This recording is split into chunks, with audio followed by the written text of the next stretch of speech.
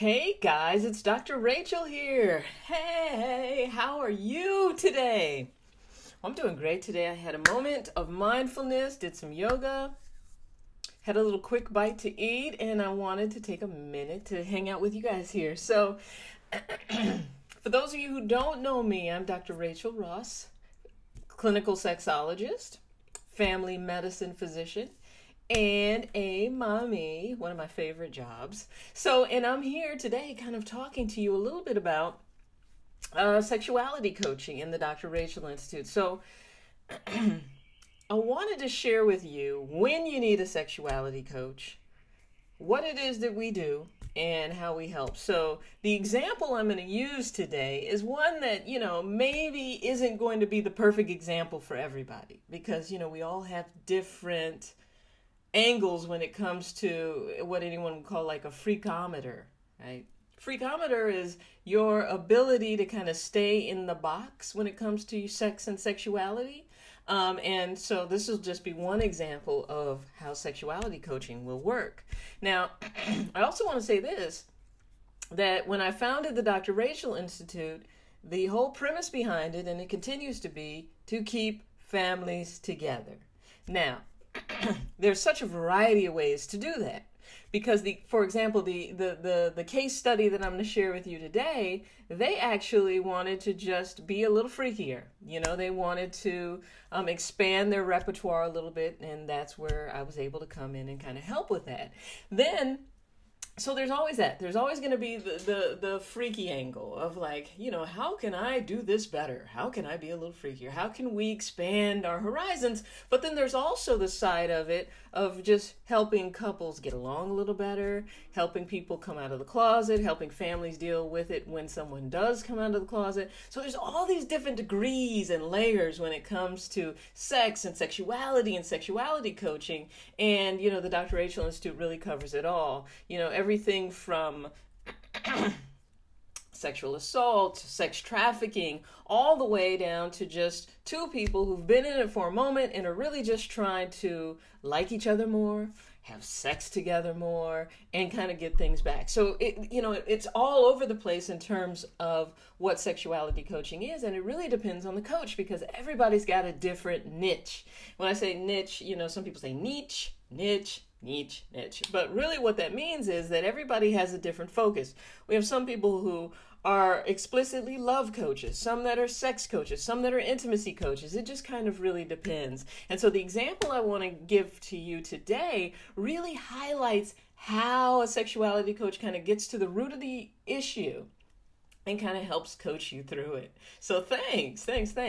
All right, so first, just a little bit about sexology in general. So if you were a sex therapist, you would practice probably a form of sex therapy called PLIS, which basically means permission, limited information, specific suggestions, and then the other part of it is intensive therapy.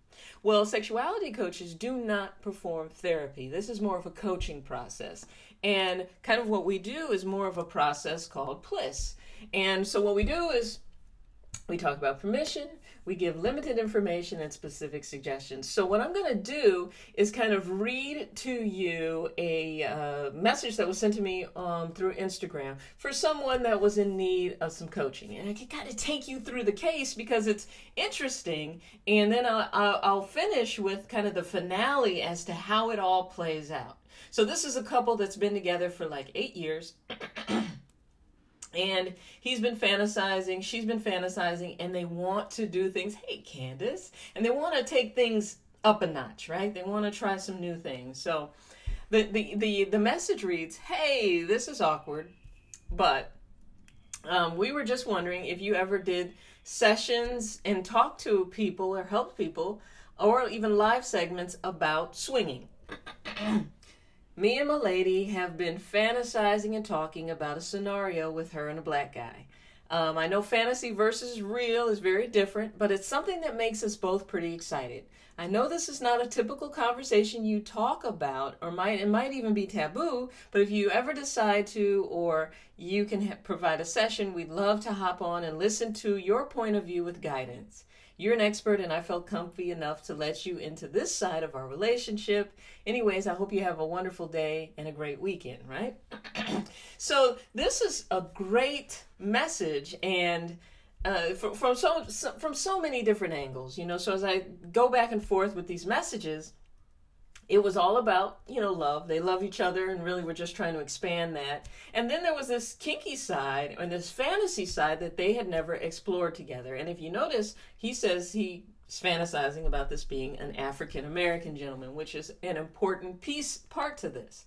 So as a sexuality coach, I'm following this PLIS model. And when it comes to sexuality coaching, you start out with 4 sessions. 4 sessions kind of makes it so that the coach has an opportunity to help walk you through the steps and guide you through the process, and really kind of help put you on a platform where you feel supported, you feel empowered, and you feel like, I got this. This is what I do. So the P in PLIS stands for permission, right? So what happens when we're doing permission is I'm talking to the couple about cuckolding, the origins of it. Cuckolding is the word we use for a gentleman who, at this point, now it's changed. Cuckolding used to mean the guy whose wife was cheating on him. But now cuckolding means, in the world of sex and relationships, it really means a guy who really gets off on seeing his wife or his girlfriend having sex with another person. And we're saying guy, and for the LGBT community, I want you to know that all of these things are transferable, but I'm just going to generically use the term guy and girl.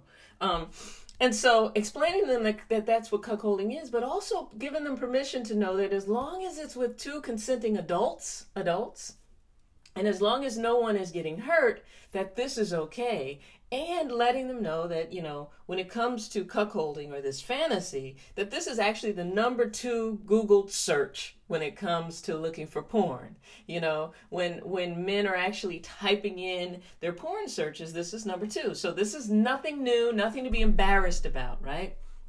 But also, at this point, helping them to understand and helping him to understand that the origins of something like this, because I think oftentimes when people come to you, they have a lot of guilt about what they're feeling. I've been fantasizing about my wife having sex with someone else. I feel gross, and I don't even want to share that with the partner because, oh my goodness, if they found out, they would be so disgusted, right? So this is part of giving permission, and limited information, as you'll see, is really about taking that information and making it palatable, digestible, and understandable for the average person, so that they start to feel a little better about, oh, okay, well, I'm not weird, and this is not a strange thing as far as sex and relationships are concerned. So, so session 1 would be about kind of getting to know the couple, understanding where the fantasy is coming from, and the motivations behind it. Okay, because let's be real.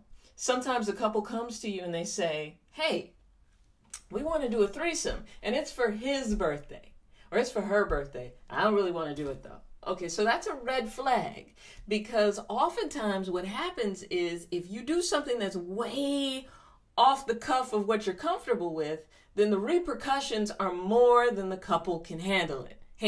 So session 1 is really to kind of feel it out and see and help them understand the pros and the cons of this, because in fantasy everything is perfect, but in reality we've got scents, we've got hair, we've got who is this person, we've got we picked up a random, all of these things can actually go wrong. So it becomes the part of the coach to really give you the pros and the cons of anything that you've decided you might want to do. Right? So, and this is the point where everybody's expanding on the fantasy, the sexuality coach is kind of listening and expanding, but then the important part is that there's some homework involved, right? So this would be the point where the coach says, okay, so your homework. Before our next time meeting together, I want you guys to kind of discuss certain scenarios, certain turn-ons. Who would this third person be? What do they look like? Where would we meet them? Different things, and figure out any kinks along the way, right? And a kink along the way would be something that's like, oh my God, I know I can't handle that. We can't do that, right? Because remember, as time goes by, and in some of our next sessions, we have to make the rules. Rules are very important when you're opening up your relationship to things like this. So, and then the other part of the homework would be for everybody to list, and when I say everybody, I mean both members of the relationship, to list one fantasy that you have never shared with your partner before. And that shouldn't be difficult because in most relationships, we're just not that honest. We haven't really told you that we didn't really like that little thing that you do all the time. That you'll find that that's the case. So that becomes the point of being extremely honest. Now, as a sexuality coach, you have a decision to make. Is this something they're going to share together before they meet back with you? Or is this something that you're going to open up and have them read to each other at the next session, right? So a little bit of homework. So then the next part of that is giving them the limited information, and that's going to be your next session, right? So in this session, it's about realistic expectations here, because remember, everything is fantastic and fantasy, and these two people want to open their relationship up and bring a third member in. But oftentimes, when you go from fantasy to reality, it may not be the best. So this is where you want to talk about some fears, some doubts, some motivators, help them figure out whether or not this is right for them. And then if they decide so, it's full speed ahead. So in the limited information session, you're going to talk about threesomes gone wrong, right? We know that threesomes go wrong every day, right? Sometimes couples run out, you start out together, that third person comes in there, before you know it, number 2 and number 3 are all fraternizing without you. And that can happen. I've seen that happen so many times. So preparing them for different scenarios that could go wrong. I've also seen where someone's picked somebody up on a vacation, and before you know it, they're robbed, or worse. So keeping in mind that all things can go wrong, that's the information of limited information, talking about what can go right, what can go wrong. The jealousy part of this, oftentimes what happens is couples get together, there's no rules, they just go and do it. And so then one other person has post-traumatic stress from the event. They just keep playing it over and over again. Oh my God, I can't believe you put your mouth there. I can't believe you did that. And they can't get unstuck from that. So you got to let them know that that becomes a possibility too. And that the big thing that they have to understand is that once they cross that line into the threesome lane, into the cuckolding lane, into the swinging lane, there's really no turning back. And it's often hard to turn off and undo what's already been done. That's why it's really important to figure out whether this is right for them. So this is where you want to explore some jealousy issues. Talk about if anyone's ever had any jealous outbreaks. I always say, hey, if either one of you has ever gotten jealous because the waiter or the waitress was flirting with your person, then probably swinging and threesomes is not the thing for you, right? So that's great. So at the end of this session, their homework then is going to be, once again, you gotta give them a little homework, is going to be for them to write down the rules. Write down the rules of the threesome. Hey, Julie, write down the rules of the threesome that basically says that, okay, if I don't want you to do any form of kissing, then I'm going to put that on the list. If I'm going to feel uncomfortable with you doing any form of talking or making eye contact, I'm going to put that on the list. So the rules are the homework. So you decide on the rules, and then I want everyone to decide on a safe word.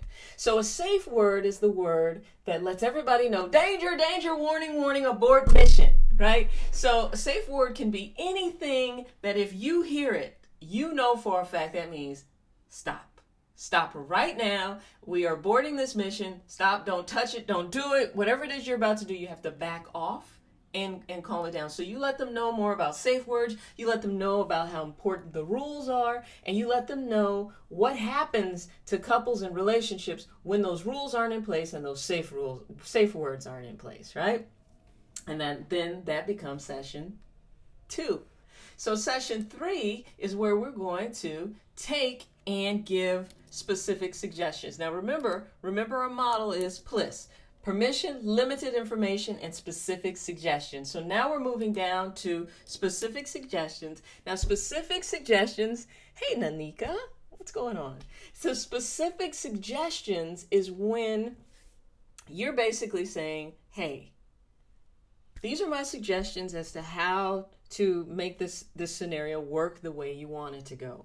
Right? This is where you help them, empower them to put together a plan. So if this is something they've been, fervently like, oh my God, we just got to do this. They become obsessed with it, because oftentimes that's what happens. Then you help them put together a plan to make it happen, and to make it happen in the safest way possible. So maybe you've decided this isn't the best thing for your vacation, or if it is going to be for your vacation, that you're going to avoid doing this with anybody who works at the resort, with any locals. These are only going to be people who've traveled to the destination just like you have, right? Just trying to stay as safe as possible with this. You're also, I don't know if I mentioned it, but when you're giving them the limited information, you're also talking about safer sex. You're also talking to them about all the different things that they have to keep in mind. With this third person, switching up the condoms in between people, so all of this becomes part of the education process and of the limited information that we were just talking about. Specific suggestions is more about empowering them with this plan of action, right? And the timeline and when they're going to do it. And really the biggest specific suggestion that you can give at this point is to be direct and to be confident with whoever it is that they're approaching with this scenario. Oftentimes they have someone in mind that they want to approach, and you also want to give specific suggestions. This is an important one. That they do not use anyone that anybody has ever been with outside of the relationship, right? Oftentimes, and I see this a lot in gentlemen, they'll try to say, oh, this one girl I used to just, it's so good. Let's bring her into the mix. And then what they'll do is maybe not even mention he's been with her before, but it creates all types of chaos and confusion. This needs to be a new person, because you guys have all this special energy. The last thing you want is somebody toxic from the past coming in and sprinkling their toxic sexual voodoo on your situation. So never agree to a threesome or a swinging situation with anybody that your person has been with outside of you, right? Because they already have a sexual dynamic. You guys already have your special thing going. So don't bring anybody in to really kind of disrupt that, right? And that needs to be part of the limited information, specific suggestions. And this is what sexuality coaches actually do. So then after you've gotten the plan, then the whole thing is, okay, so since this is what you came to me to help you with, well, let's do it. Let's put yourself out there and let's see how it goes. Now, every session that we have together, we do a recap and a debrief. A recap and a debrief. How did the homework go? How did you digest? Do you have any questions? So on and so forth. And then by the time you get to your fourth session, it is all about recapping, debriefing, and what now. So what I'm going to do is kind of read to you the follow-up messages kind of towards the end of this of the gentleman who brought this up anyway, and share with you his experience and what happened. I've of course had to remove some words, but you can imagine how it reads. And we're going to keep it PG for Facebook too. But this is the important part. You give a recap. How did everything go? Let's talk about it. Debriefing. And then this is important. What now? Because here's the thing.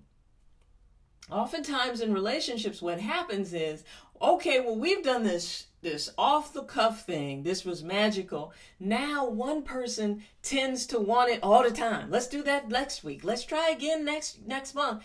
And then the other person thought of it more so as like a once or twice a year type of thing. So you guys have to set some boundaries. Hey Brenda, you're going to have to set some boundaries, and you're going to have to set some rules as to how going forward. Is this someone we're going to stay in touch with? If we're going to stay in touch with, who is the contact person? If you're going to allow contact, is the contact going to be with me involved, or do I even care? So helping them in that fourth session is more about what now? What pieces do we need to think about and worry about going forward? And give realistic expectations. This is not something that you guys should try to entertain every week. This is something that should be more so of something that's in special occasions. And because what happens is it's almost like anything else. Think of your favorite seafood restaurant. You get the best lobster, or your favorite steak restaurant, your favorite vegetarian restaurant, right? If you had it every day, every week, it would no longer be your favorite. You'd be looking for something else. So when you're sprinkling things like this into the relationship, it's important to remind people that yes, this is great. This will kind of give us some fantasy that we can live through and live off of for some months. But let's do it like that, instead of let's try to consume and be greedy and have this type of thing all the time, because that's ultimately when it starts to tear apart the relationship, is when the freaky takes over the normal, which starts to disrupt the balance, and it's hard for both people to be very comfortable there. So you want to keep and manage those expectations and help make sure that everybody understands that, hey, I know this was fantastic, but this is not supposed to be all day, every day. Think about it. If you have, we know for a fact that if you have red meat more than twice a week, you're increasing your risk of colon cancer, right? It's the same thing when it comes to being off the freak meter. If you're off the freak meter all the time with your partner, you guys get to the point where you can't keep leveraging up. You get to the point where everything fizzles out because you've got so much. One person's trying to keep up, the other person's, consuming too much porn. So think of sex and these types of holidays as more so like vacations and holidays, and not something that you want to try to disrupt your relationship with all the time. And this is for couples who are really trying to stay together and figure out ways to make it work, right? So that's session number 4, is the recap, the debrief, and the what now. And what you'll find as a sexuality coaches with these couples, you've coached them successfully to this point. Well, what they'll need help with coming back is really how to help mitigate the damage sometimes, or help mitigate that what now. And help coach them through that. And as a sexuality coach, that's why we spend time on learning about love and relationships and conflict resolution and all of that, so that you can kind of help coach and manage some of that, right? So after the recap and rebrief, then you want to take it a step further, and you want to ask them for feedback. You want to ask them how did they like it? How did things go? Get some testimonials from them, Tell them to send you a little video or a little email talking about how much you help them, or how much this has changed their relationship or their lives. Because as with any business, as with the Dr. Rachel Institute, as with Dr. Rachel as a brand, as with your brand, as you as a coach, the thing that's going to bring clients knocking on your door isn't necessarily going to be the best ad that you have. It's going to be your testimonials. It's going to be the people whose lives you've impacted and transformed, right? So with that being the case, when you have those major transformations, you get that testimonial immediately. Don't let it wait 2 months, because the magic wears off after 2 months. You want to get it instantly,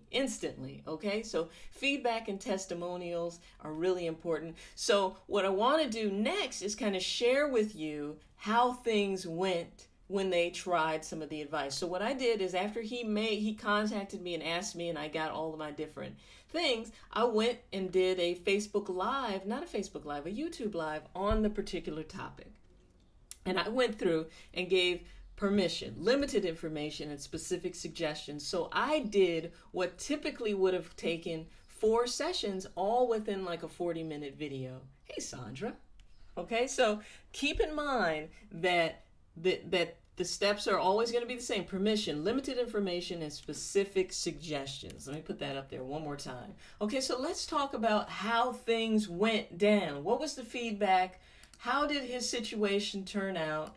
And what happened? Now, so as I mentioned, I am going to have to edit some of this. So here it goes. So we're at dinner, and set it to where he comes upstairs to the hotel, and he'd walk in on us having sex. And he did. He walked in to her being on top. Then he got naked and enjoyed the show. When he was ready, that's the word I'm going to use, pretty much immediately he stood up over me, and he got to watch while he did whatever. Okay, so you can read some of this yourself. But I think the take home message here is that when I provided the information, I also gave him information as to why this fantasy was such a turn on. And a big part of it is homoeroticism, right? You know, it's just this the big black guy that he was fantasizing about being with the couple was really actually an old roommate of his that he always looked at, and he was like this masculine energized being. And so there's some homoeroticism there, and homoeroticism is different than homosexuality. It was just kind of being like, gosh, he's so big, oh my gosh, he gets all these girls, oh my god.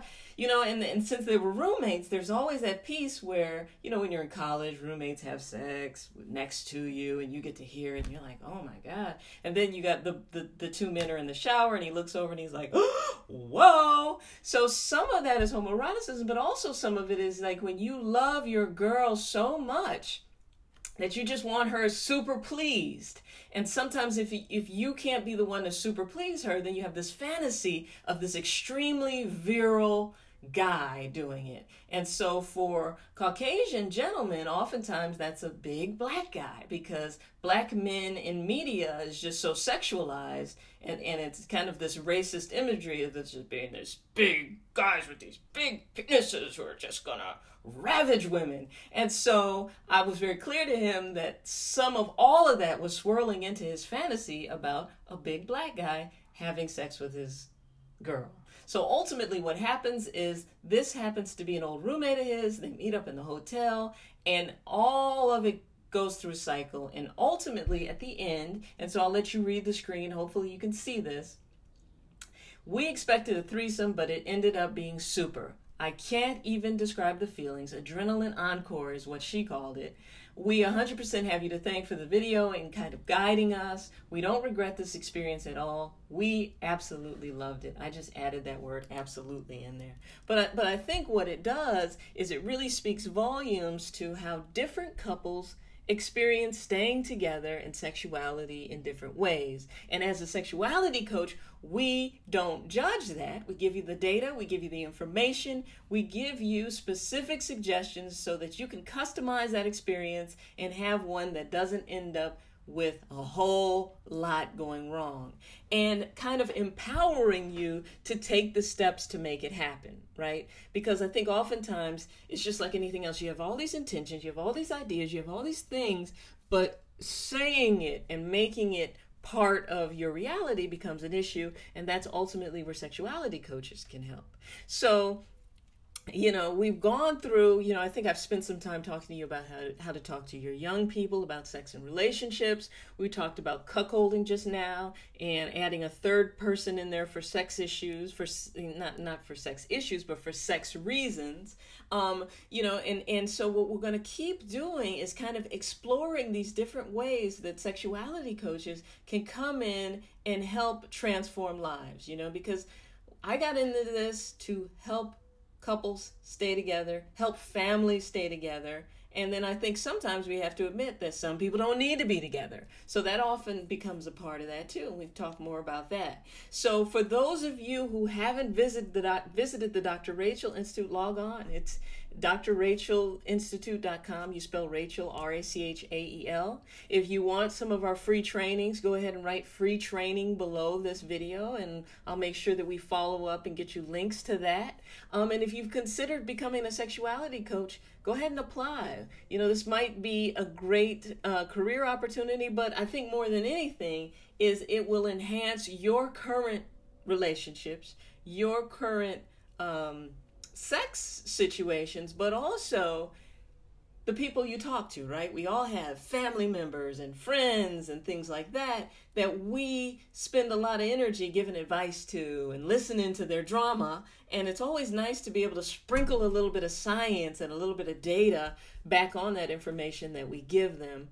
Because, you know, last thing we want to do is be given misinformation, right? So Okay, Antonia, we'll definitely send you more information about the free trainings. Anyone else who wants the free trainings, go ahead and put that in there. But there is an application process, of course. I review all the applications because when you finish with the Dr. Rachel Institute, you've got my stamp, and we don't want that on just any old body. But for the most part, as long as we have the same desire to kind of help heal relationships and sexuality issues and help transform lives, that's the basis of it all. So thanks for hanging out with me. So Friday, I always do my YouTube lives on Friday. We get off into sex issues.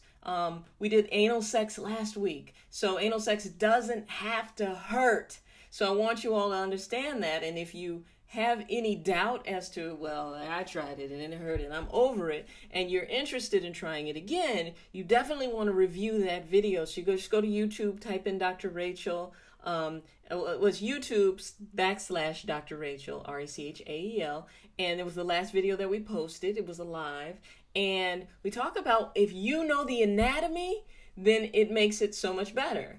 And oftentimes I think what happens is we're looking at porn and thinking that those positions are the ones that you should try, but for newbies and people who know anatomy, you know better, you know differently. So those porn positions on the movies are always for angles, right? They do things so that the camera can pick up angles that's not necessarily the most pleasurable or the most comfortable positions, right? So thanks for hanging out. Okay, Julie, we'll definitely send you more information. Fantastic. Thanks for hanging out. So for all my sexuality coaches who are watching this, remember, it's all about bliss. When you get it with a client and you're like, I'm not really sure which direction to go, always go back to giving permission, limited information, specific suggestions, and you can't go wrong. Making sure that you're recapping at each visit.